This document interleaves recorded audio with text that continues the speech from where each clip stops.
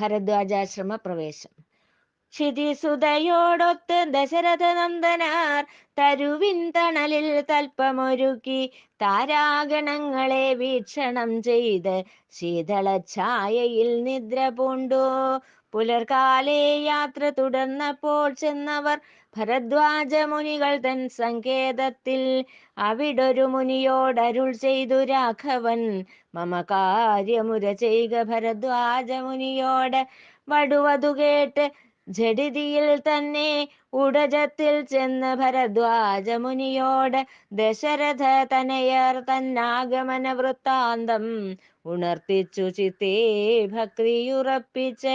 ഇതു കേട്ട് ഭരദ്വാജ മുനികൾ തൽക്ഷണം രഘുവരനന്തികെ ആഗമിച്ചിട്ട് അർഘ്യപാദ്യങ്ങളാൽ പൂജ ചെയ്തിട്ട് ആനയിച്ചു മുതാ ആശ്രമം തന്നിൽ. ഭരദ്വാജ മുനിയെ വന്നിച്ച രാമനോടരുൾ ചെയ്തു മുനിയും തുഷ്ടിയാലിത്തം അറിയുന്നു ഭഗവാനെ നിന്റെ വൃത്താന്തവും അടവിവാസത്തിൻ നിദാനങ്ങളും. അവനീതലത്തിന്റെ ഭാരം കുറച്ച് അവനീതലത്തെ അവനം ചെയ്യാനായി അവനീപതേ നീ നരജന്മം പൂണ്ട് അടവികൾ താണ്ടി വരുന്നു നീ ശ്രീപതേ. ഭരദ്വാജപുത്രരുമൊത്ത് ദേവാത്മാക്കൾ പുലർകാലെ കാളിന്തി നദിയും കടന്ന് മുനിമാർ നിർദ്ദേശിച്ച പന്ഥാവിലൂടെ പദയാത്ര ചെന്നെത്തി ചിത്രകൂടാചലേ. വാൽമീകി തന്നെ വർണ്ണാശ്രമം തന്നിൽ ത്രാണ നിപുണരാം ദശരഥ നന്ദനർ ഭൂമി സുതയൊത്ത് എത്തിയ നേരം വാൽമീകി സാദരം ആനയിച്ചവരെ.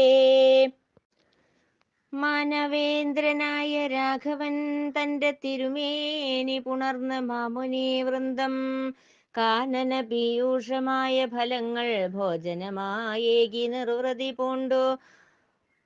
ഉത്തമമായ വിടബി വൃന്ദങ്ങൾ തൻ കീഴെ വസിക്കും കൃഷ്ണമൃഗങ്ങളും വല്ലികളിൽ മൂളും ശലഭവർഗങ്ങളും എത്രയും ചിത്രം ചിത്രം മനോഹരം. ഇങ്ങനെ ചിന്തിച്ച് രാമൻ മുനിയോടിങ്ങനെ ചൊല്ലി, ഈ സുന്ദരവനിയിൽ പർണശാല കെട്ടിയങ്ങാവാസം ചെയ്യാൻ എൻ മനതാരിൽ ആശയുണ്ട മുനേ. ചിന്മയ രൂപനാം രാമന്റെ വാക്കുകൾ ഒന്നൊഴിയാതെ ശ്രവിച്ച മഹാമുനി മന്ദസ്മിതത്താൽ ഈ വണ്ണമുര ചെയ്തു, മംഗലശീലൻ തൻ സ്വാന്തം നിൻ മന്ദിരം. പിന്നെ രാമനോട് ശോഭന വാക്കാൽ വർണ്ണിച്ച അനുപമ കാര്യങ്ങളേറെ. ദേവേശ നിന്നിൽ വസിക്കുന്നു സർവവും, സർവലോകങ്ങളിൽ നീ വസിക്കുന്നു ശ്രീപതേ.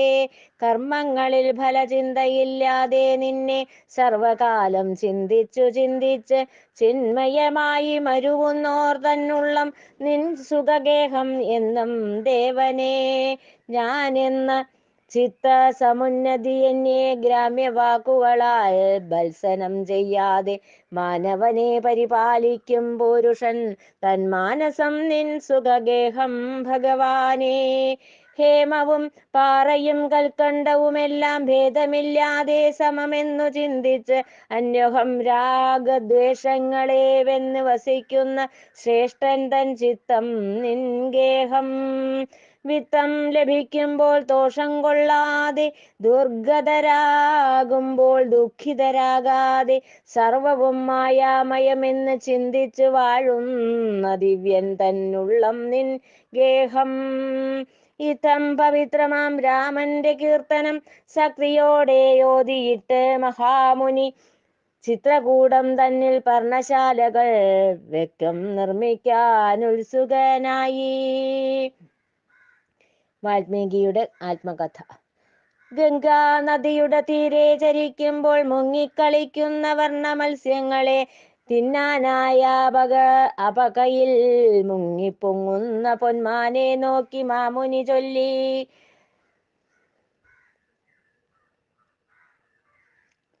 അങ്ങോട്ടു നോക്കൂ രാമചന്ദ്രദേവ, മുന്നം ഞാൻ ഇങ്ങനെ പൊന്മാനെ പോലെ മുന്നിൽ കാണുന്നവർ തൻ ദണ്ഡമറിയാതെ ഭണ്ണിപ്പിച്ചു ഞാൻ. സന്ദേഹമെന്നെ ഭാവന നല്ല അന്വയത്തിൽ പിറന്നവനെങ്കിലും നീചനായി വാണു ചോര സംസർഗത്താൽ ജന്തുക്കളെ കൊന്ന് ദ്വിജന്മാരെ നിന്നിച്ചന്വഹം മൂഢത പൂണ്ട് വസിച്ചാൻ. പിന്നെയൊരു ദിനം സൂര്യ തേജസ്സുള്ള സപ്തമുനികളെ കണ്ട് ഞാൻ നിസ്ത്രപം വസ്ത്രമപഹരിക്കാൻ ഉദ്യുക്തനായപ്പോൾ സൽഭാവേനയവരിങ്ങനെയോതി, വിപ്രരെയും മറ്റു പാന്തന്മാരെയും നിൻ സുഷ്മത്താൽ നിഷ്ഠൂരമായി പ്രഹരിച്ച് ഒക്കെ മോഷ്ടിക്കുന്നതാർക്കു വേണ്ടി നീ സത്യം സത്യമായി ചൊല്ലേണം.